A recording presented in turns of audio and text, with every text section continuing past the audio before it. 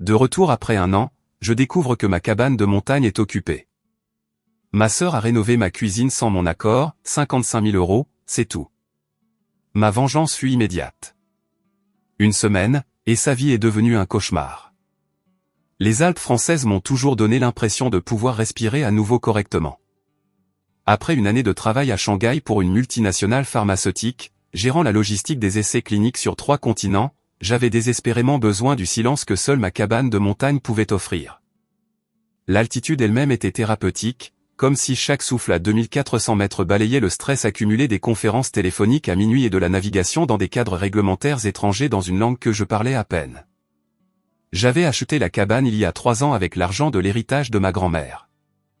Elle m'avait toujours dit d'investir dans quelque chose qui rendait mon âme heureuse, pas seulement mon compte en banque. La petite structure en bois se trouvait sur un hectare de nature vierge à l'extérieur de Chamonix, entourée de sapins qui passaient du doré à l'automne à squelettique et magnifique en hiver. Cela avait été mon sanctuaire, mon évasion de la routine corporative de la gestion de projets pharmaceutiques. Le trajet depuis Lyon prenait 4 heures, serpentant à travers des cols de montagne qui retenaient encore des plaques de neige bien que nous fussions fin mai. J'avais délibérément planifié mon retour, voulant arriver au moment où les fleurs sauvages commençaient tout juste à éclore et où les sentiers de randonnée étaient accessibles mais pas encore envahis par les touristes d'été. Mon plan était simple, 2 semaines d'isolement total, la lecture de la pile de romans que j'avais expédiée à l'avance, des randonnées jusqu'à ce que mes jambes brûlent, et des repas simples en regardant le coucher de soleil peindre les sommets en orange et rose. Mais lorsque j'ai tourné sur les 3 chemins de terre menant à ma propriété, quelque chose clochait. Le portail était ouvert. Je le gardais toujours fermé à clé, et j'avais la seule clé avec moi à Shanghai. Mon rythme cardiaque s'est accéléré tandis que je montais lentement le chemin de gravier, scannant les arbres à la recherche de tout signe d'intrus ou de dommage. La faune sauvage causait parfois des problèmes en haute altitude, mais les ours n'ouvraient pas les portails.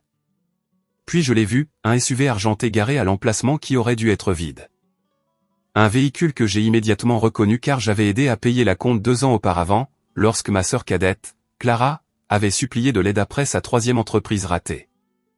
L'estomac noué, je me suis arrêté à côté, ma voiture de location paraissant soudain trop petite et inadéquate à côté de son véhicule rutilant. Je suis resté assise au volant un long moment, essayant de comprendre ce que je voyais. Clara vivait à Grenoble dans un appartement dont j'étais également au courant, car elle se plaignait fréquemment du loyer. Elle n'avait aucune raison d'être ici, aucune permission d'être ici. Je ne lui avais pas parlé depuis près de 4 mois, pas depuis notre dernier appel téléphonique qui s'était terminé par une nouvelle demande d'argent, et moi fixant finalement une limite en disant non. La cabane semblait différente à mesure que j'approchais. Les jardinières sous les fenêtres contenaient des plantes fraîches, des géraniums éclatants que je n'avais pas plantés. Le paillasson était neuf, un motif joyeux qui jurait avec l'esthétique rustique que j'avais soigneusement maintenue. Mes mains tremblaient légèrement tandis que je sortais ma clé, mais avant que je ne puisse l'insérer dans la serrure, la porte s'est ouverte à la volée. Clara se tenait là, vêtue d'un legging de yoga et d'un pull trop grand, tenant une tasse à café que je reconnaissais comme faisant partie du service que je gardais dans la cabane. Ses cheveux blonds étaient tirés en chignon négligé, et elle m'a souri comme si tout cela était parfaitement normal, comme si elle avait tout à fait le droit de se tenir sur le pas de ma porte. Sophie. Oh mon Dieu, tu es revenue plus tôt. Je pensais que tu ne venais pas avant juin. Elle s'est écartée, me faisant signe d'entrer dans ma propre propriété. Entre. Entre. Tu dois être épuisé par le trajet. Je suis passé devant elle, mon corps se déplaçant sur pilote automatique tandis que mon cerveau luttait pour rattraper la situation. Le salon semblait majoritairement le même, mais il y avait des changements subtils. Un plaid différent sur le canapé. Des magazines auxquels je n'étais pas abonné sur la table basse. Des photos encadrées sur la cheminée que je n'avais jamais placées là, y compris plusieurs de Clara avec des gens que je ne reconnaissais pas. « Qu'est-ce que tu fais ici ?» ai-je réussi à demander, posant mon sac par terre. Ma voix semblait étrange, trop calme pour ce que je ressentais. « Oh, eh bien, je suis resté ici pendant un moment. Les choses se sont compliquées avec la situation de l'appartement, et je me suis souvenu que tu étais à l'étranger, et cela semblait idiot que cet endroit reste vide alors que j'avais besoin d'un endroit tranquille pour faire le point. » dit-elle nonchalamment, comme si emprunter la retraite en montagne de quelqu'un pendant des mois était parfaitement raisonnable entre sœurs. « Ça ne te dérange pas, n'est-ce pas ? J'en ai pris grand soin. » Avant que je ne puisse répondre, avant même que je ne puisse commencer à articuler le sentiment de violation que je ressentais, elle a continué à parler, me tirant vers la cuisine avec un enthousiasme qui me donnait la chair de poule. En fait, je suis tellement contente que tu sois là, parce que je veux te montrer quelque chose. J'ai fait un petit projet de rénovation. La cuisine était tellement démodée, Sophie. Je veux dire, ces armoires dataient pratiquement des années 80, et les plans de travail étaient juste tristes. Alors, je l'ai fait rénover. Elle est magnifique maintenant. Elle a ouvert la porte de la cuisine avec une pirouette, comme une présentatrice de jeux télévisés révélant un prix. J'ai cessé de respirer. Ma cuisine avait disparu. Les chaudes armoires en pin que j'avais moi-même rénovées, passant 3 week-ends à décaper et à reteindre soigneusement le bois, avaient été remplacées par des unités modernes d'un blanc éclatant. Les plans de travail en bois de boucher pour lesquels j'avais économisé pendant des mois étaient maintenant en quartz gris froid. L'évier de ferme vintage que j'avais trouvé dans une vente immobilière avait disparu, remplacé par une cuve encastrée épurée. Même le carrelage de la crédence avait été changé.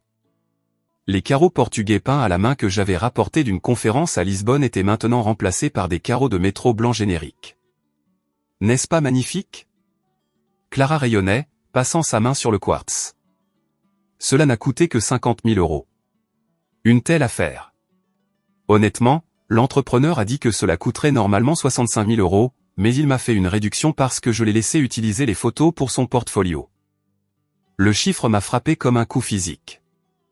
50 000 €. J'ai ouvert la bouche, puis je l'ai refermée, incapable de former des mots. Ma vision s'est brouillée sur les bords, et j'ai dû agripper le chambranle de la porte pour me stabiliser. 50 000, ai-je répété lentement. Où as-tu trouvé 50 000 €, Clara? Elle a agité la main de manière désinvolte, se dirigeant déjà vers la nouvelle machine à café sur le comptoir, un autre appareil coûteux que je n'avais pas acheté. Oh, ne t'inquiète pas pour ça pour l'instant. Laisse-moi te faire un cappuccino. Cette machine est incroyable. Elle a coûté 2 000 €, mais le mousseur à lait est digne d'un café professionnel. Clara. Ma voix était plus tranchante maintenant, coupant son bavardage joyeux. Où as-tu trouvé l'argent? Elle s'est tournée vers moi, et pour la première fois, quelque chose a vacillé sur son expression. De la culpabilité, peut-être, ou du calcul. C'était difficile à dire avec Clara. Elle avait toujours été douée pour réarranger ses traits pour montrer ce qu'elle pensait que les gens voulaient voir. J'ai utilisé tes cartes de crédit, dit-elle finalement, comme si elle avouait avoir emprunté une tasse de sucre. Mais avant que tu ne t'énerves, laisse-moi t'expliquer. Je savais que tu voudrais le faire de toute façon. La cuisine était un désastre, et je me suis dit qu'avec ton emploi pharmaceutique chic et tes dépenses de vie couvertes à Shanghai, tu pouvais te le permettre. Vois ça comme un investissement dans la valeur de la propriété. Mes jambes se sont senties faibles. J'ai tiré un des nouveaux tabourets de bar, un autre achat que je n'avais pas autorisé, et je me suis assise lourdement. Tu as utilisé mes cartes de crédit, plusieurs cartes, pour dépenser 50 000 € en rénovant ma propriété sans ma permission? Notre grand-mère nous a laissé de l'argent à toutes les deux, Sophie. Tu as eu plus parce que tu étais l'aînée, mais cela ne veut pas dire que tu peux accumuler toutes les belles choses. Cette cabane devrait être pour nous deux. La famille partage. Son ton avait changé, devenant défensif, les mots s'échappant plus rapidement. Et honnêtement, je pensais que tu serais reconnaissante. J'ai entretenu cet endroit, je l'ai gardé propre, je me suis assuré que les tuyaux ne gèlent pas l'hiver dernier. Tu étais à l'autre bout du monde sans même y penser. L'audace de sa logique m'a étourdi. Elle avait pénétré par effraction chez moi, volé mes informations financières, dépensé assez d'argent pour acheter une voiture décente, et maintenant elle agissait comme si je devais la remercier pour cela.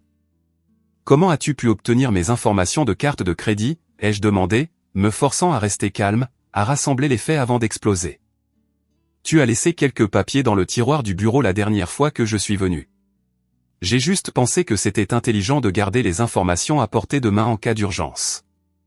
Elle haussa les épaules comme si c'était une planification parfaitement raisonnable.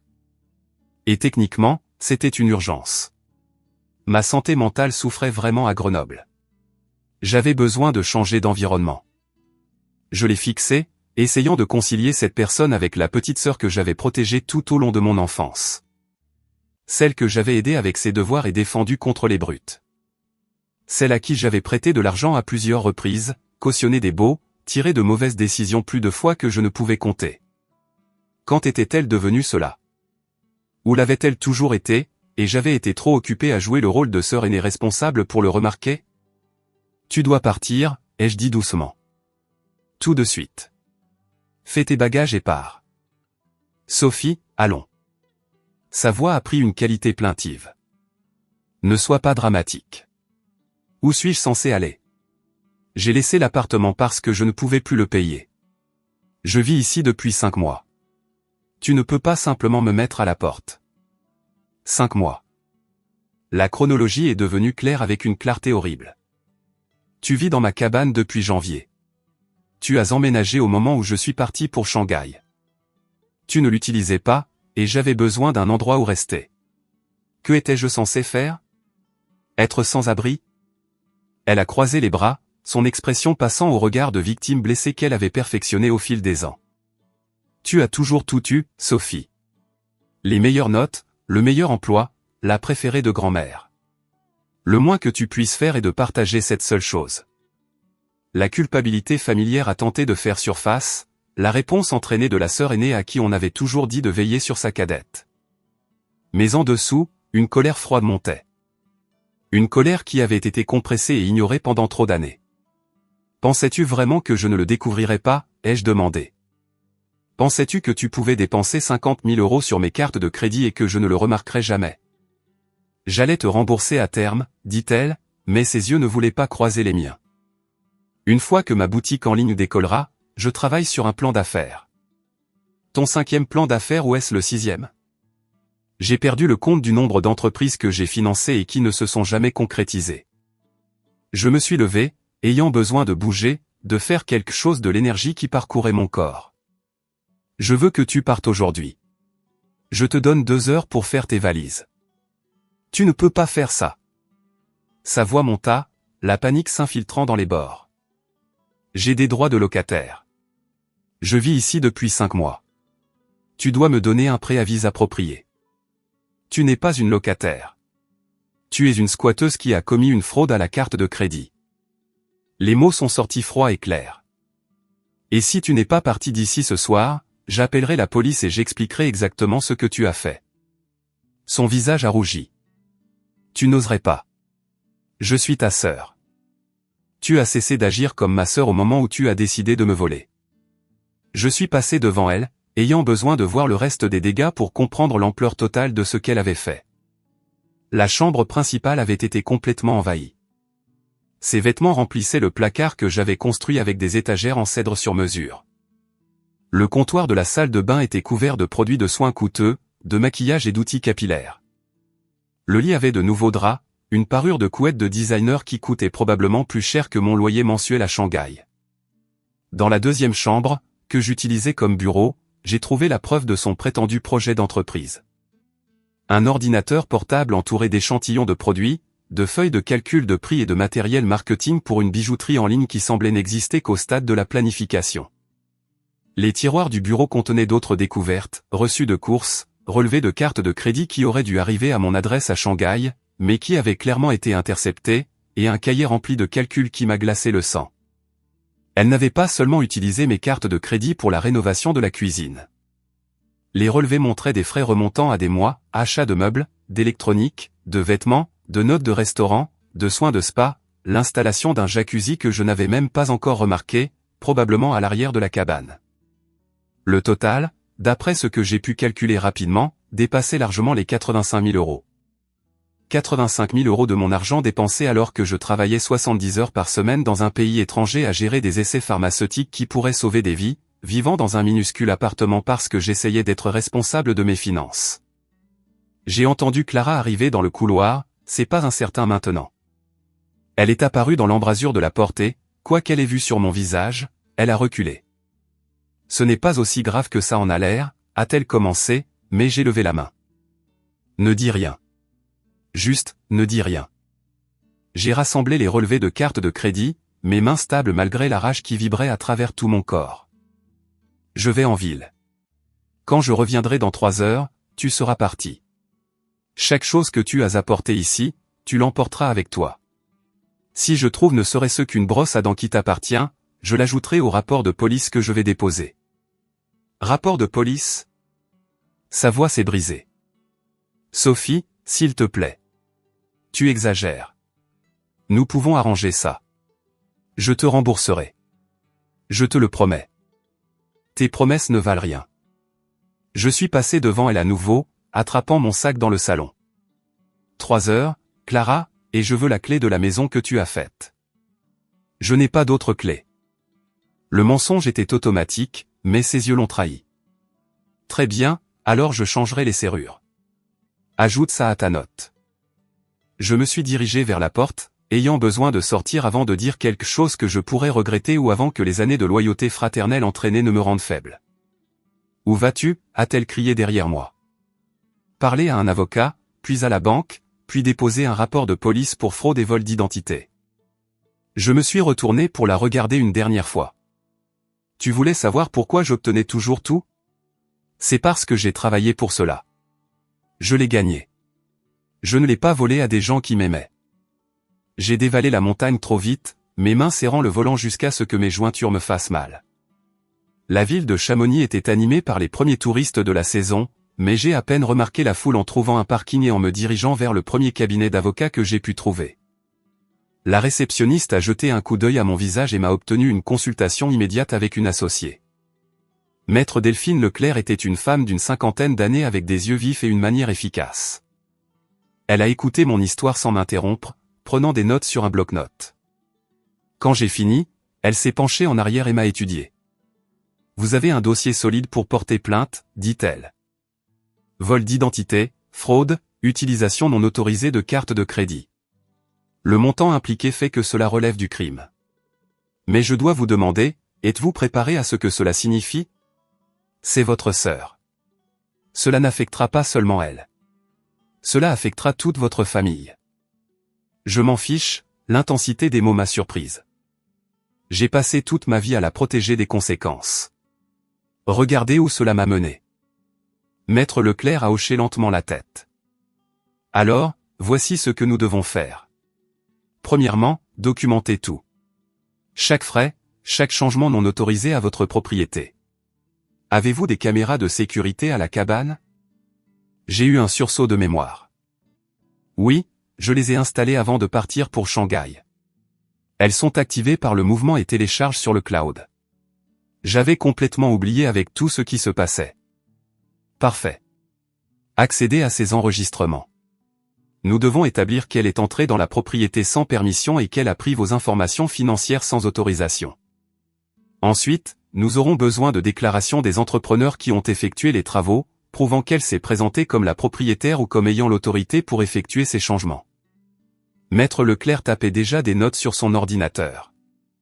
Je vous recommande également d'obtenir une ordonnance de restriction. Si elle y a vécu pendant 5 mois, elle pourrait causer des problèmes lorsque vous tenterez de la déloger. Nous avons passé l'heure suivante à examiner les détails, à déposer les documents initiaux et à créer une chronologie des événements. Maître Leclerc m'a présenté à un collègue spécialisé dans la fraude financière. Ensemble, ils ont élaboré une stratégie à la fois approfondie et impitoyable. Au moment où j'ai quitté le cabinet d'avocat, il était tard dans l'après-midi. Je me suis arrêté à la banque pour geler mes cartes de crédit, déposer des rapports de fraude et commencer le processus de contestation des frais. La banquière, une femme sympathique nommée Isabelle, m'a guidé à travers chaque étape et a promis de signaler mes comptes pour toute activité suspecte. Je vois cela plus souvent que vous ne le pensez, m'a-t-elle dit doucement. Des membres de la famille qui se croient autorisés à accéder. C'est toujours le plus difficile quand c'est quelqu'un en qui vous aviez confiance. Mon dernier arrêt fut le commissariat. L'officier qui a pris mon rapport était professionnel, mais clairement mal à l'aise avec la dynamique familiale. Il m'a assuré qu'ils enquêteraient, que les preuves que je rassemblais seraient cruciales et que je ne devais pas hésiter à appeler si Clara devenait menaçante ou refusait de partir. Lorsque je suis finalement remonté en voiture, le soleil se couchait derrière les sommets, peignant tout en nuances d'orange et de violet. Cela aurait dû être magnifique. Cela aurait dû être l'accueil paisible que j'avais imaginé pendant le long vol depuis Shanghai. Au lieu de cela, c'était comme conduire vers une confrontation que j'aurais dû avoir il y a des années. Le SUV argenté était parti quand je suis arrivé. La cabane était silencieuse et vide. Le nouveau paillasson me narguait en quelque sorte dans la lumière déclinante. Je suis resté assise dans ma voiture pendant un long moment, rassemblant mon courage avant d'entrer finalement pour voir quels dégâts ma sœur avait laissés derrière elle.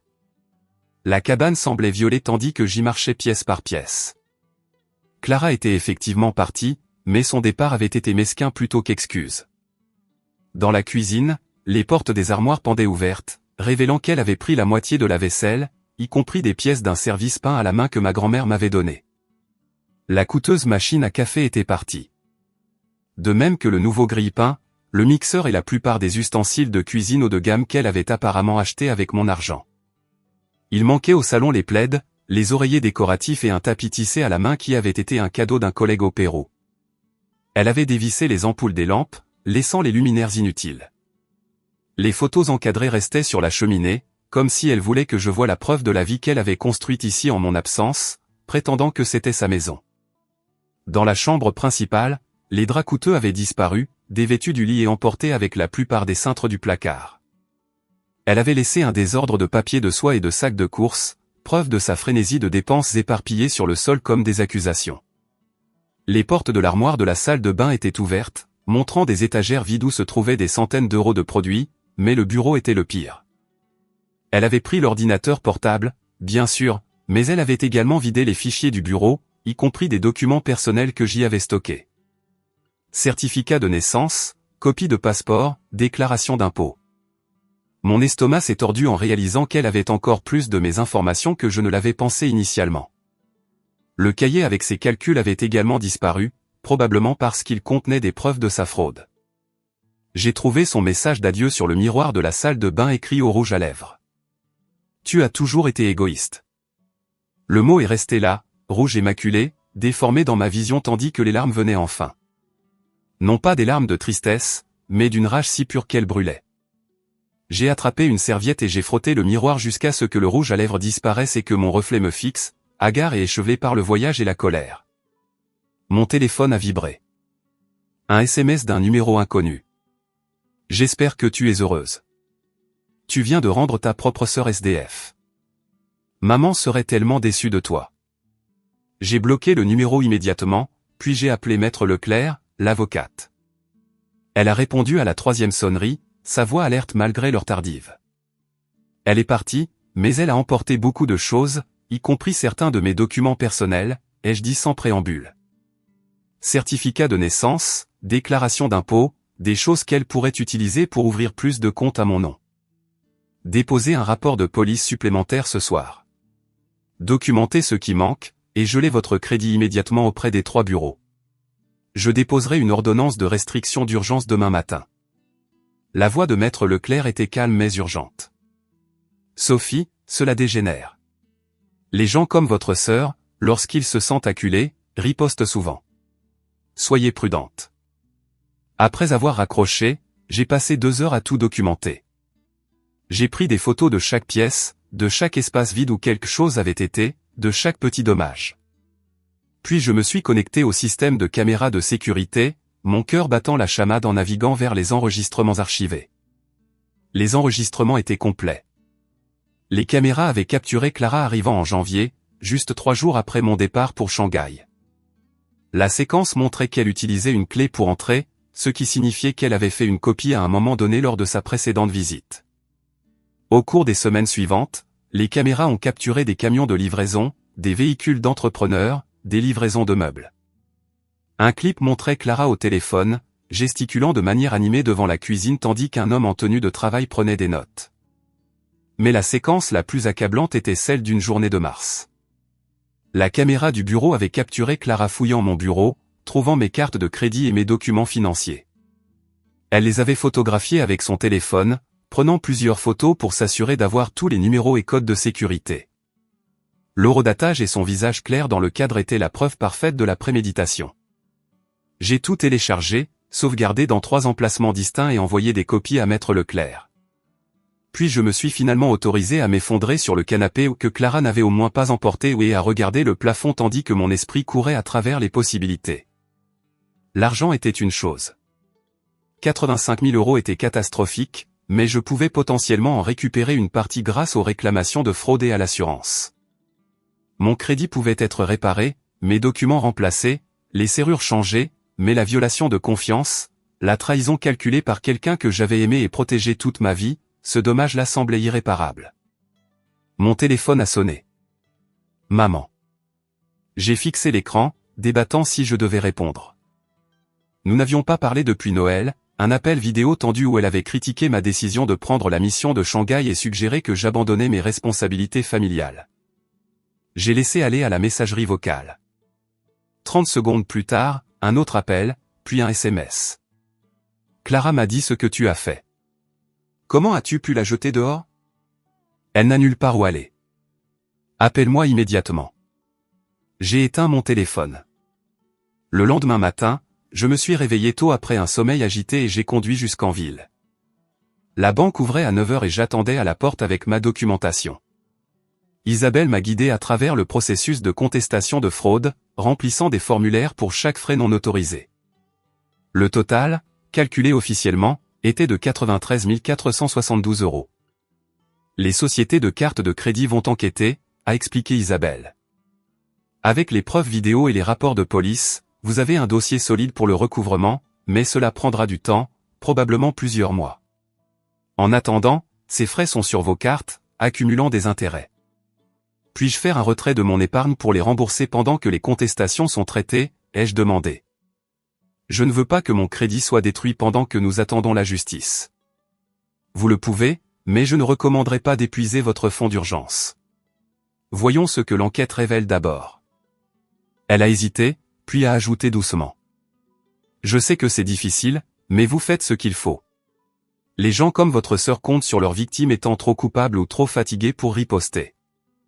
Au commissariat, l'inspecteur Moreau a pris mon rapport supplémentaire et examiné les séquences de sécurité que j'avais apportées sur une clé USB. Il était plus jeune que ce à quoi je m'attendais, probablement au début de la trentaine, avec un sérieux qui inspirait confiance. C'est une excellente preuve, dit-il, regardant la séquence de Clara photographiant mes cartes de crédit. Préméditation claire. Combiné aux montants impliqués, nous examinons de multiples chefs d'accusation criminels, vol d'identité, fraude, possiblement faux si elle a signé votre nom sur des contrats avec les entrepreneurs. Combien de temps avant que des accusations ne soient déposées, ai-je demandé. Je vais présenter cela au procureur cette semaine. Compte tenu des preuves, je m'attends à ce qu'ils avancent rapidement. Il a marqué une pause, m'étudiant. Mais je dois vous prévenir, les affaires familiales se compliquent. Il y aura des pressions sur vous pour abandonner les charges. Êtes-vous préparé à cela? J'ai croisé son regard fermement. Je suis plus préparé que je ne l'ai jamais été pour quoi que ce soit. L'inspecteur Moreau a hoché la tête. Bien, car d'après ce que je vois ici, votre sœur a probablement fait cela avant. Les gens ne commencent pas avec 93 000 € de fraude. Ils y arrivent progressivement. A-t-elle déjà eu accès à vos informations auparavant? La question m'a figé. Elle a demandé à emprunter de l'argent plusieurs fois au fil des ans. J'ai cautionné un bail pour elle une fois, il y a environ 5 ans, et elle est restée dans mon appartement à Lyon pendant quelques mois il y a 3 ans lorsqu'elle était entre 2 logements. Je suggère de tirer votre rapport de crédit remontant à plusieurs années, dit-il prudemment. Cherchez tout ce qui est inhabituel, des comptes que vous ne reconnaissez pas, des enquêtes que vous n'avez pas autorisées. S'il y a un schéma, cela renforce notre dossier. J'ai quitté le commissariat avec un sentiment croissant d'appréhension et j'ai conduit jusqu'à un café avec une connexion Internet fiable. Utilisant mon ordinateur portable, j'ai tiré des rapports de crédit complets des 3 bureaux. Ce que j'ai trouvé m'a rendu physiquement malade. 3 cartes de crédit que je n'avais pas ouvertes, tout actuellement à découvert. Un prêt personnel datant de 2 ans pour 15 000 € que je n'avais jamais demandé. De multiples demandes de renseignements sur mon crédit de diverses institutions financières. La fraude n'avait pas commencé avec la cabane. Elle durait depuis des années, assez petite pour que je ne la remarque pas, assez étalée pour qu'aucun incident ne déclenche d'alarme. Le dommage total, y compris les dépenses de la cabane, dépassait 125 000 €. J'ai immédiatement appelé Maître Leclerc. Elle a répondu avec son efficacité caractéristique, mais j'ai entendu sa brusque inspiration lorsque j'ai expliqué ce que j'avais trouvé. Cela change tout, dit-elle. Ce n'est pas un manquement ponctuel au jugement. C'est une exploitation financière systématique. Je vais recommander que nous poursuivions cela à la fois au pénal et au civil. Vous devez la poursuivre pour recouvrement des fonds et nous devons nous assurer que les accusations criminelles reflètent l'étendue totale de sa fraude. Elle n'a pas d'argent, ai-je dit, engourdi. C'est pourquoi elle n'arrêtait pas de me voler. À quoi bon poursuivre quelqu'un qui n'a rien? 2 raisons, répondit maître Leclerc. Premièrement, les jugements légaux n'expirent pas, si elle retrouve jamais de l'argent, vous pouvez percevoir. Deuxièmement, cela crée une trace écrite qui vous protège. Si elle essaie de prétendre que vous lui avez donné la permission ou que c'était un arrangement familial, nous aurons des documents judiciaires prouvant le contraire. J'ai passé le reste de la journée au café à téléphoner, à remplir des formulaires, à documenter les réclamations pour fraude. Chaque institution avait des exigences différentes, des délais différents. Certaines étaient sympathiques. D'autres me traitaient comme si j'essayais de les escroquer en contestant des frais légitimes. Au moment où le soleil commençait à se coucher, j'avais parlé à 14 personnes différentes dans cette institution financière, et ma tête me lançait d'une migraine. Mon téléphone, que j'avais rallumé, était inondé de messages, 11 de maman, chacun plus frénétique et accusateur que le précédent. 5 de Clara, alternant entre implorer le pardon et menacer de ruiner ma réputation. 3 d'une tante à qui je parlais à peine, me faisant la leçon sur la loyauté familiale. 2 de cousins qui avaient apparemment maintenant des opinions sur ma relation avec Clara. Un seul message offrait du soutien. Ma meilleure amie de l'école doctorale, Héloïse, qui vivait à Nantes et à qui j'avais envoyé un SMS plus tôt à propos de la situation. C'est insensé. Viens nous voir et éloigne-toi de ce gâchis. Ou je peux venir là-bas. Tu ne devrais pas être seul en ce moment. J'ai répondu par SMS. Je ne peux pas encore partir. Trop de choses à gérer. Mais merci. Sa réponse fut immédiate. Je suis sérieuse. Je peux travailler à distance pendant une semaine. Je réserve un vol maintenant. Tu as besoin de quelqu'un dans ton coin. Je voulais lui dire de ne pas venir. Que je pouvais gérer cela seul, comme je gérais tout seul. Mais la vérité était que j'avais désespérément besoin d'une alliée. Quelqu'un qui n'allait pas trouver d'excuses pour Clara ni me dire que j'exagérais. D'accord, j'ai tapé. Merci. Ce soir-là, de retour à la cabane, j'ai finalement écouté les messages vocaux de maman. Ils passaient de l'inquiétude à la colère à la manipulation au fil de la journée. Sophie, chérie, appelle-moi s'il te plaît. Clara est dévastée. Elle a fait une erreur, mais c'est la famille. Je ne comprends pas pourquoi tu es si cruel à ce sujet. Elle essayait juste d'aider à rendre la cabane plus agréable. Tu sais à quel point les choses ont été dures pour elle. Elle a toujours lutté et tu as toujours eu la vie facile. Est-il vraiment nécessaire d'impliquer des avocats? Ton père aurait honte de la façon dont tu traites ta sœur. La famille est censée pardonner. Bien. Ne me rappelle pas. Mais ne viens pas pleurer auprès de moi quand tu réaliseras que tu as détruit ta relation avec ta seule sœur pour de l'argent. Le dernier message datait du début de la soirée. La voix de maman était froide. Clara m'a dit que tu essayais de la faire arrêter. Si tu vas jusqu'au bout, ne prends pas la peine de venir à Noël. Je n'aurai personne dans ma maison qui trahirait sa propre famille comme ça. J'ai sauvegardé tous les messages vocaux, les ajoutant à mon dossier de documentation. Maître Leclerc m'avait dit de tout garder, que les menaces et les messages manipulateurs pourraient être pertinents si Clara intensifiait la situation. Puis j'ai appelé la sœur de ma grand-mère, tante Hélène, qui avait 91 ans et vivait dans une maison de retraite à Grenoble. Elle avait toujours été ma parente préférée, à l'esprit vif et sans sentimentalisme d'une manière que le reste de la famille trouvait inconfortable, mais que je trouvais rafraîchissante. Sophie, ma chérie, a-t-elle répondu chaleureusement. J'ai entendu parler de la situation avec Clara. Ta mère m'a appelé hier pour essayer de me faire te raisonner. Qu'est-ce que tu lui as dit, ai-je demandé, lasse. Je lui ai dit que tu fais preuve de plus de bon sens que quiconque dans cette famille depuis des années. Sa voix était ferme. Ta sœur est une voleuse. Ta mère est une facilitatrice, et tu te défends enfin. Il était temps. Un soulagement m'a submergé si fortement que j'ai dû m'asseoir. Tout le monde pense que je suis horrible. Tout le monde est mal à l'aise avec les conflits et préférerait te faire pression pour que tu sois une victime plutôt que de faire face au fait que Clara a un problème. Tante Hélène a soupiré. Ta grand-mère s'en inquiétait. Tu sais, elle m'a dit avant de mourir qu'elle craignait que Clara n'apprenne jamais à se débrouiller seule parce que tout le monde continuait de la rattraper quand elle tombait. Elle nous a laissé de l'argent à toutes les deux dans son testament. Je savais que ta grand-mère savait que ça arriverait. C'est pourquoi elle t'a laissé plus et a mis des conditions à ton héritage. Elle te faisait confiance pour être responsable. Il y a eu une pause.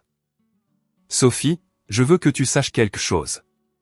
Quand ta grand-mère a acheté cette cabane avec toi, elle m'a dit qu'elle te donnait des racines, un endroit qui était à toi, où tu pourrais toujours revenir. Ne laisse pas Clara te l'enlever. Nous avons parlé pendant une autre heure et au moment où nous avons raccroché, je me suis senti plus ancré que je ne l'avais été depuis mon retour de Shanghai. Tante Hélène a promis de faire tampon entre ma mère et moi et de faire clairement savoir qu'elle soutenait entièrement mes décisions. Héloïse est arrivée 2 jours plus tard, faisant irruption dans la cabane avec son énergie caractéristique. 2 valises, un sac de course et une bouteille de whisky coûteux. D'accord, a-t-elle annoncé, posant tout. Je suis là pour fournir un soutien moral, une planification stratégique et d'excellents repas. Aussi, j'ai apporté de l'alcool parce que tu en as l'air d'en avoir besoin. Je l'ai serré fort dans mes bras, sentant une partie de la tension dans mes épaules se relâcher enfin. Héloïse avait été ma colocataire à l'école doctorale lorsque j'obtenais mon diplôme en sciences pharmaceutiques. Elle travaillait maintenant dans le conseil environnemental, gérant des projets de nettoyage de sites contaminés, et elle avait une approche des problèmes sans fioriture dont j'avais désespérément besoin. Nous avons passé la soirée à nous rattraper, à boire du whisky et à parcourir toute ma documentation. Héloïse avait une formation en gestion de projet, et elle a abordé la fraude de ma sœur comme un site de contamination qui nécessitait une remédiation systématique. Premièrement, nous devons nous assurer que tous tes comptes sont sécurisés, a-t-elle dit, prenant des notes sur sa tablette. Deuxièmement, nous devons nous assurer que tu as des copies de tout dans plusieurs emplacements sécurisés. Troisièmement, nous devons documenter les dommages matériels et obtenir des estimations pour la restauration. Quatrièmement, nous devons nous préparer pour les procédures pénales et le potentiel procès civil. Quand ma vie est-elle devenue une session de stratégie juridique, ai-je demandé, fixant mon verre. Lorsque ta sœur a décidé de commettre de multiples crimes contre toi. La voix d'Héloïse était factuelle. Mais voici ce que tu dois comprendre. Tu vas gagner cela. Non pas parce que le karma existe ou parce que la justice prévaut toujours, mais parce que tu as des preuves, des ressources et la volonté d'aller jusqu'au bout. La plupart des gens dans ta situation céderaient sous la pression familiale. Tu ne vas pas le faire. Maman a dit que j'étais morte pour elle si je portais plainte. Alors elle a fait son choix. Tu n'as pas demandé à Clara de te voler. Tu n'as pas demandé à ta mère de prioriser une voleuse plutôt qu'une victime. Tu as le droit de te protéger, même de ta famille. Surtout de ta famille. Héloïse nous a servi un autre verre. De plus, ta mère reviendra à la raison tôt ou tard. Lorsque Clara fera inévitablement cela à quelqu'un d'autre et que le schéma deviendra indéniable, ta mère devra faire face à la réalité. Le lendemain matin, nous avons conduit en ville pour rencontrer des entrepreneurs pour des estimations sur le retour de la cuisine à quelque chose de plus proche de son état d'origine. Les armoires blanches que Clara avait installées étaient de mauvaise qualité malgré leur prix élevé, montrant déjà des signes d'usure après seulement quelques mois. Les plans de travail en quartz étaient de bonne qualité, mais ils ne correspondaient pas du tout à l'esthétique de la cabane. Un entrepreneur nommé Julien a marché dans l'espace, prenant des mesures et des photos. Je peux restaurer cela pour correspondre au style original, a-t-il dit. Gardez le quartz si vous voulez économiser de l'argent, mais remplacez les armoires par du pain sur mesure pour correspondre au reste de la maison. Nous pouvons également trouver des luminaires de style vintage pour remplacer ce qui a été enlevé. Le coût total serait d'environ 30 000 €. Une autre somme d'argent que je n'avais pas prévu de dépenser, mais j'ai autorisé le travail. Maître Leclerc m'avait assuré que je pouvais inclure les coûts de restauration dans ma poursuite civile contre Clara, même si le recouvrement effectif serait une autre affaire. Pendant que nous étions en ville, l'inspecteur Moreau a appelé. Le procureur va de l'avant avec des accusations, dit-il. Plusieurs chefs d'accusation de vol d'identité, de fraude et de faux. Compte tenu des montants impliqués et de la préméditation, nous examinons une peine de prison significative. Si elle est reconnue coupable, elle sera arrêtée dans les prochaines 48 heures. Mon estomac s'est retourné. Entendre cela déclaré si officiellement le rendait réel d'une manière qui ne l'avait pas été auparavant. Ma sœur allait être arrêtée. Il y aurait un procès. Notre famille serait obligée de faire face à ce qu'elle avait fait. Que dois-je faire, ai-je demandé. Restez disponible pour le témoignage le moment venu, et restez en sécurité. Assurez-vous que votre sécurité est à jour. Les caméras fonctionnent. Les portes sont verrouillées. Les personnes faisant face à des accusations criminelles prennent parfois des décisions désespérées. Après avoir raccroché, Héloïse m'a regardé sérieusement. Veux-tu rester à l'hôtel en ville jusqu'à ce que ce soit fini? Nous pourrions faire nos valises et partir aujourd'hui. J'ai regardé autour de la cabane, les montagnes visibles à travers les fenêtres, l'espace que ma grand-mère m'avait aidé à créer. Non, c'est à moi. Je ne laisserai pas Clara me chasser de ma propre maison. Alors nous installons de meilleures serrures et je reste jusqu'à ce que l'arrestation ait lieu. Héloïse m'a serré l'épaule. Pas d'argument. Cet après-midi-là, pendant qu'un serrurier installait de nouveaux verrous et améliorait le système de sécurité, j'ai finalement appelé maman. Elle a répondu à la première sonnerie, sa voix glaciale. J'espérais que tu appelais pour me dire que tu étais revenu à la raison, dit-elle. Clara m'a volé plus de 125 000 euros, maman. Ce n'est pas une erreur. Ce n'est pas un appel à l'aide. C'est une fraude criminelle systématique qui dure depuis des années. J'ai gardé ma voix stable, refusant de devenir émotive. Elle va être arrêtée dans les 2 prochains jours. Tu pourrais arrêter ça si tu voulais. Tu pourrais retirer les charges. Non, je ne pourrais pas. Le vol d'identité est poursuivi par l'État, pas par les victimes. Et même si je pouvais retirer les charges, je ne le ferais pas. Elle doit faire face aux conséquences pour une fois dans sa vie. C'est ta sœur. La voix de maman s'est brisée. Comment peux-tu faire ça à la famille? Elle l'a fait à la famille la première, maman. Elle m'a volé. Elle a violé ma confiance. Elle a commis des crimes contre moi. Et au lieu d'être horrifié par ce qu'elle a fait, tu essaies de faire de moi la méchante pour m'être protégée. J'ai pris une respiration. Je t'aime, mais si tu ne peux pas me soutenir dans cela, alors nous n'avons rien de plus à nous dire pour l'instant. Tu choisis l'argent plutôt que ta sœur. Je choisis les limites plutôt que l'encouragement. Il y a une différence. J'ai marqué une pause. Clara a eu besoin d'aide pendant des années. Une vraie aide. Une aide professionnelle. Mais au lieu de la lui procurer, tout le monde n'a cessé de lui donner de l'argent et des deuxièmes chances et de prétendre que cette fois serait différente. Eh bien, voici à quoi ressemble la différence. Voici à quoi ressemblent les conséquences. Et peut-être, juste peut-être, toucher le fond la forcera enfin à changer. Maman est restée silencieuse un long moment. Quand elle a parlé à nouveau, sa voix était plus douce. Je ne sais pas comment accepter que ma fille soit une criminelle. Alors je vous suggère de parler à un thérapeute parce que c'est la vérité, que vous l'acceptiez ou non. Ma propre voix s'est légèrement adoucie. Je n'essaie de blesser personne, maman. J'essaie de survivre à ce qui m'a été fait. Si vous ne pouvez pas comprendre cela, je suis désolé. Nous avons raccroché sans rien résoudre. Mais au moins, j'avais dit ce que j'avais besoin de dire. Héloïse a préparé le dîner pendant que j'étais assise sur le porche, regardant le coucher de soleil et essayant de traiter tout ce qui s'était passé ces derniers jours. Tu as bien fait aujourd'hui, dit Héloïse, m'apportant une assiette de pâtes. Je sais que tu n'en as pas l'impression, mais tu gères cela exactement comme il faut. C'est horrible. La plupart des bonnes choses le sont au début, elle s'est assise à côté de moi. Mais tu vas t'en sortir. Et de l'autre côté, tu auras récupéré ta vie, ta sécurité et des limites qui signifient réellement quelque chose. Je voulais la croire.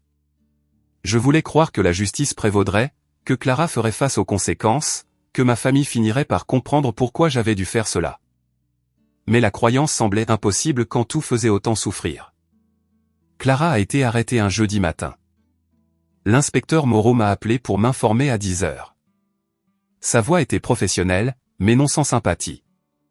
Elle a été placée en garde à vue dans l'appartement de son petit ami à Grenoble. Aucun incident. Elle comparaîtra demain. Il a marqué une pause.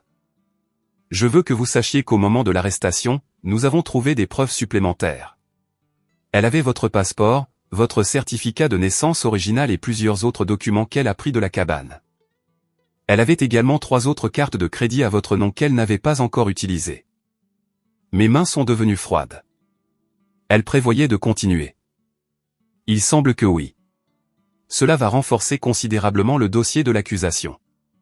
Ce n'était pas un manquement ponctuel au jugement. C'était une entreprise criminelle en cours. Il s'est éclairci la gorge. La comparution aura lieu demain à 14 h au tribunal de grande instance de Grenoble. Votre présence n'est pas requise, mais vous êtes la bienvenue. Après avoir raccroché, je suis resté assise à fixer mon téléphone pendant longtemps. Héloïse m'a trouvé comme ça, immobile et silencieuse sur le canapé. Elle a été arrêtée, ai-je dit. Héloïse s'est assise à côté de moi, ne parlant pas, juste présente. Finalement, je me suis tourné vers elle. Je veux aller à la comparution. Je veux voir son visage quand elle devra répondre de ce qu'elle a fait. Alors nous irons, dit simplement Héloïse. Le lendemain, nous avons conduit à Grenoble dans la voiture de location d'Héloïse. Le palais de justice était un bâtiment imposant en pierre grise. À l'intérieur, le processus de sécurité était minutieux. Nous avons trouvé la bonne salle d'audience et nous nous sommes assises dans la galerie publique. La salle s'est remplie lentement d'avocats, de personnel du tribunal et d'autres observateurs. Puis, Clara a été amenée, vêtue d'une combinaison orange, ses mains menottées devant elle. Elle semblait plus petite d'une certaine manière, diminuée. Ses cheveux blonds pendaient mollement autour de son visage et ses yeux étaient rouges d'avoir pleuré. Quand elle m'a vue assise dans la galerie, son expression s'est transformée. Choc, puis douleur, puis purène. Elle a dit quelque chose à l'avocat commis d'office à côté d'elle, gesticulant dans ma direction. L'avocat a secoué la tête, lui parlant doucement. La comparution a été rapide et procédurale. Les accusations ont été lues, 3 chefs de vol d'identité, 6 chefs de fraude, 2 chefs de faux. Chaque chef d'accusation entraînait une peine de prison potentielle. La caution a été fixée à 75 000 €, un montant que je savais que Clara ne pouvait absolument pas payer. Comment la défenderesse plaide-t-elle, a demandé le juge. Non coupable, votre honneur, a dit l'avocat commis d'office. Le juge a fixé une date d'audience préliminaire pour 3 semaines plus tard et a renvoyé Clara en détention jusqu'à ce que la caution puisse être déposée. Alors qu'elle était emmenée, Clara s'est tournée pour me regarder à nouveau. Cette fois, des larmes coulaient sur son visage, et elle a murmuré quelque chose qui ressemblait à « s'il te plaît ». J'ai détourné le regard. À l'extérieur du palais de justice, mon téléphone a immédiatement vibré avec un appel de maman. J'ai refusé, puis un SMS. J'étais à la comparution. Je t'ai vu là-bas. Comment as-tu pu rester assise là et regarder ta sœur souffrir comme ça? Donc, maman avait été là aussi. Quelque part où je ne l'avais pas remarqué. Le fait que nous ayons été dans la même pièce, regardant toutes les deux l'humiliation publique de Clara et ne nous étant même pas reconnus, ressemblait à une autre fin. Héloïse nous a ramenés à Chamonix en silence, me laissant traiter l'événement. Lorsque nous sommes arrivés à la cabane, j'ai trouvé une lettre scotchée à la porte d'entrée. Mon nom sur l'enveloppe dans l'écriture de Clara. Mon premier instinct fut de la jeter, mais Héloïse m'a arrêté. Lis-la d'abord. Tu pourrais en avoir besoin comme preuve. Je l'ai ouverte soigneusement, et la lettre à l'intérieur était de 4 pages d'écriture à peine lisible et désespérée. Sophie, tu as détruit ma vie. Je suis en prison à cause de toi. Maman est dévastée. Tout le monde dans la famille me blâme parce que tu les as convaincus que je suis une sorte de monstre. Mais tu connais la vérité. Tu sais que je n'ai fait cela que parce que j'étais désespéré. Parce que j'avais besoin d'aide et que tu n'étais jamais là pour moi. Tu étais toujours trop occupé par ta carrière fantaisiste et ta vie parfaite pour te soucier de ce que je traversais. Oui, j'ai utilisé tes cartes de crédit. Oui, j'ai rénové la cuisine. Mais je l'ai fait pour améliorer ta propriété. Je l'ai fait pour rendre ta cabane plus agréable et au lieu d'être reconnaissante, tu me fais arrêter comme une criminelle ordinaire. Je suis désolé d'avoir pris quelques documents. Je n'allais rien en faire. Je voulais juste me sentir en sécurité, avoir un plan de secours au cas où les choses iraient mal à nouveau. Tu n'as aucune idée de ce que c'est que de vivre avec une anxiété financière constante tout en regardant ta sœur vivre une vie de luxe. Je ne suis pas la méchante ici. C'est toi. C'est toi qui as refusé d'aider la famille. C'est toi qui as choisi l'argent plutôt que l'amour. C'est toi qui devras vivre avec les conséquences de m'avoir mis en prison. Je ne te pardonnerai jamais pour cela. Jamais. La lettre continuait, cyclant entre blâme, manipulation et aperçus occasionnels de ce qui aurait pu être une douleur authentique. Mais nulle part dans ces 4 pages il n'y avait d'excuses réelles. Nulle part elle ne prenait de réelles responsabilités pour ce qu'elle avait fait. J'ai tendu la lettre à Héloïse, qui la lut avec une expression de plus en plus sombre. Elle le croit vraiment, dit Héloïse finalement. Elle pense sincèrement qu'elle est la victime ici. Je sais. Je me sentais fatigué d'une manière qui allait au-delà de l'épuisement physique. Elle a toujours été capable de réécrire la réalité dans son propre esprit. Tout ce qu'elle a besoin de croire pour éviter la responsabilité, cela devient sa vérité. Est-ce que ça va ? Demanda Héloïse doucement. J'y ai réfléchi honnêtement. Non, mais ça ira. L'audience préliminaire 3 semaines plus tard a révélé plus de preuves que je n'en avais connues. La procureure, une femme vive dans la quarantaine nommée Diana, a présenté un dossier dévastateur. Les entrepreneurs qui avaient travaillé sur la cabane ont témoigné que Clara avait forgé ma signature sur de multiples contrats. Elle s'était présentée comme la propriétaire de la propriété et leur avait même montré un faux titre de propriété qu'elle avait créé en utilisant mes documents personnels. Les enquêteurs financiers ont témoigné de la nature systématique de sa fraude, des 3 cartes de crédit qu'elle avait ouvertes des années auparavant, du prêt personnel, des dizaines de frais plus petits qui avaient été répartis sur plusieurs comptes. Toujours juste en dessous du seuil qui pourrait déclencher des alertes. Cela a dressé le portrait de quelqu'un qui me volait méticuleusement depuis au moins 4 ans. J'ai témoigné de l'avoir trouvée dans la cabane, de la découverte des rénovations, du moment où j'ai réalisé l'étendue totale de la trahison. Diana m'a guidé à travers chaque découverte, s'assurant que le juge comprenait non seulement l'impact financier, mais aussi la violation émotionnelle. Comment vous êtes-vous senti lorsque vous avez réalisé que votre sœur vivait dans votre maison sans permission, a demandé Diana. Comme si tout ce que je pensais savoir sur ma famille était un mensonge, ai-je répondu honnêtement. Comme si j'avais protégé quelqu'un qui me voyait comme rien de plus qu'une ressource à exploiter. L'avocat commis d'office de Clara a essayé de la dépeindre comme désespérée, comme quelqu'un souffrant de problèmes de santé mentale qui avait fait de mauvais choix sous la contrainte. Mais la preuve était accablante. Le juge a ordonné qu'elle soit détenue pour le procès, refusant la réduction de la caution. En quittant le palais de justice ce jour-là, j'ai rencontré maman dans le couloir. Elle avait l'air plus vieille que dans mes souvenirs, épuisée par le stress du mois écoulé. Nous nous sommes regardés longuement. « Es-tu heureuse maintenant ?» a-t-elle demandé finalement. « Est-ce ce que tu voulais ?» Je voulais que ma sœur ne me vole pas, ai-je répondu calmement. Je voulais que ma famille me soutienne lorsque j'étais victime. Je voulais que quelqu'un tienne Clara responsable avant d'en arriver là. Mais nous n'obtenons pas toujours ce que nous voulons, n'est-ce pas? Elle va en prison. La voix de maman s'est brisée. Ma fille va en prison. Votre fille a commis des crimes à plusieurs reprises pendant des années. J'ai gardé ma voix douce mais ferme. Je suis désolé que cela vous blesse.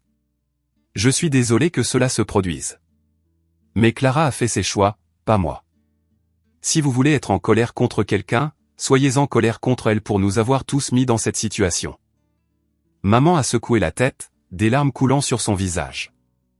Je ne te connais plus. Peut-être que vous ne m'avez jamais connu, ai-je dit doucement. Peut-être que vous ne connaissiez que la version de moi qui se laissait blesser pour maintenir la paix. Je me suis éloigné, Héloïse à mes côtés, et je n'ai pas regardé en arrière.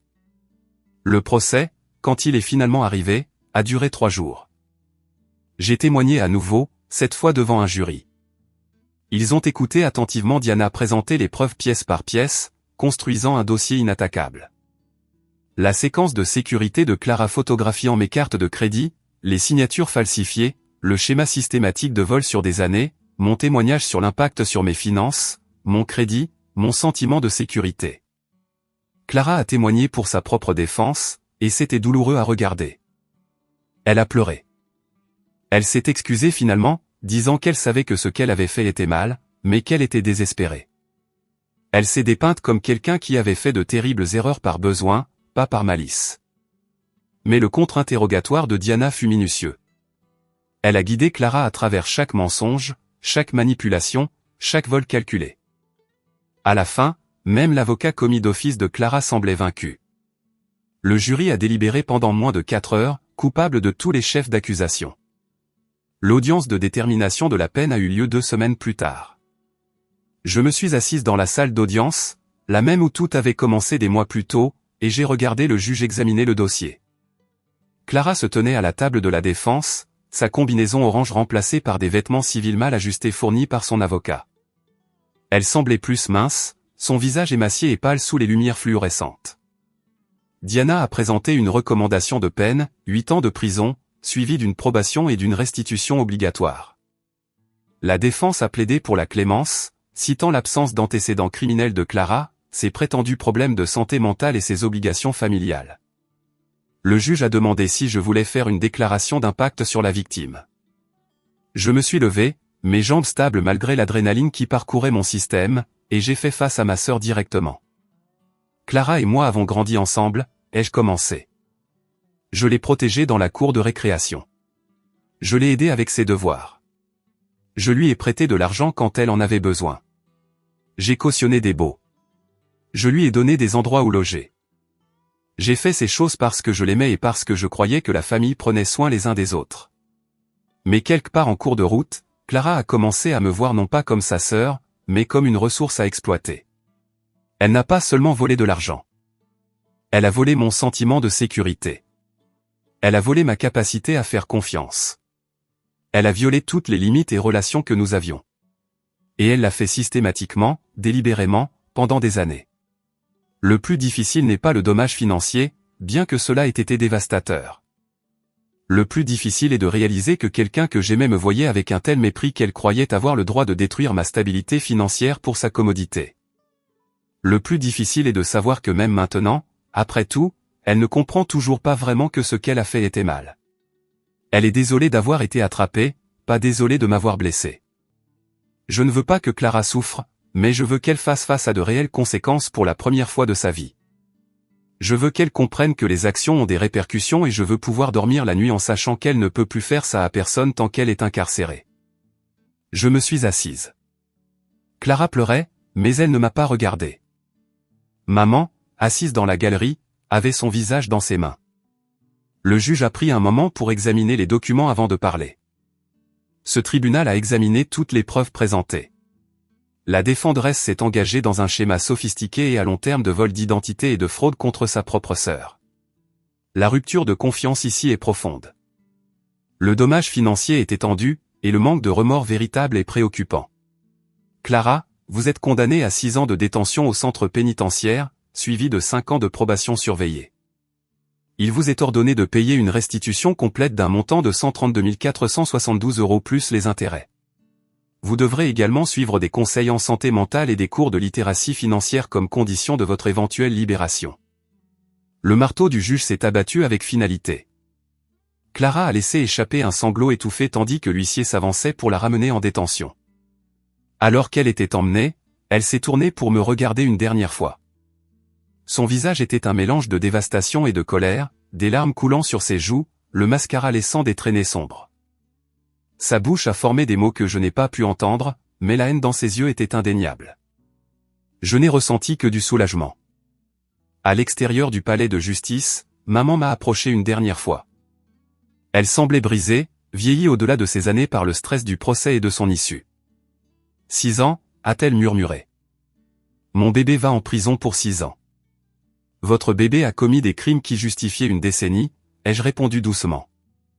Elle a eu une peine relativement légère compte tenu de tout ce qu'elle a fait. Je ne te pardonnerai jamais pour ça. La voix de maman était creuse. Tu m'as pris ma fille. Elle s'est elle-même enlevée de vous lorsqu'elle a choisi de commettre des crimes. J'ai juste refusé d'être sa victime plus longtemps. J'ai marqué une pause, sentant quelque chose en moi se stabiliser finalement. J'espère qu'un jour vous pourrez voir cela. J'espère qu'un jour vous pourrez comprendre que se protéger n'est pas une trahison. Mais si vous ne le pouvez pas, je l'accepte. Je suis en paix avec mes choix. Je me suis éloigné d'elle, du palais de justice, de ce chapitre de ma vie. Héloïse m'attendait près de la voiture, ayant pris l'avion à nouveau pour la détermination de la peine. Elle m'a serré fort. C'est fini, dit-elle. C'est fini, ai-je acquiescé. Au lendemain du procès, la vie de Clara s'est effondrée au-delà de l'incarcération. Son petit ami l'a quittée dans la semaine suivant sa condamnation. Les amis qui avaient cru sa version des événements l'ont abandonnée une fois que la vérité complète est devenue publique. Elle a perdu le petit public en ligne qu'elle avait construit pour sa prétendue entreprise de bijoux lorsque des blogueurs ont couvert l'histoire de sa condamnation pour fraude. Le récit qu'elle avait construit d'être une entrepreneure en difficulté victimisée par une sœur cruelle s'est effondré sous le poids des documents judiciaires et des preuves vidéo. En prison, elle a fait face à la réalité quotidienne de ses choix sans personne à manipuler, sans carte de crédit à voler, sans argent familial à accéder. Elle a été, pour la première fois de sa vie d'adulte, forcée de survivre par ses propres mérites, et selon tous les rapports, elle a profondément lutté. Quant à moi, je suis retourné à ma cabane dans les montagnes, maintenant restaurée à quelque chose de proche de ce qu'elle avait été avant la violation de Clara.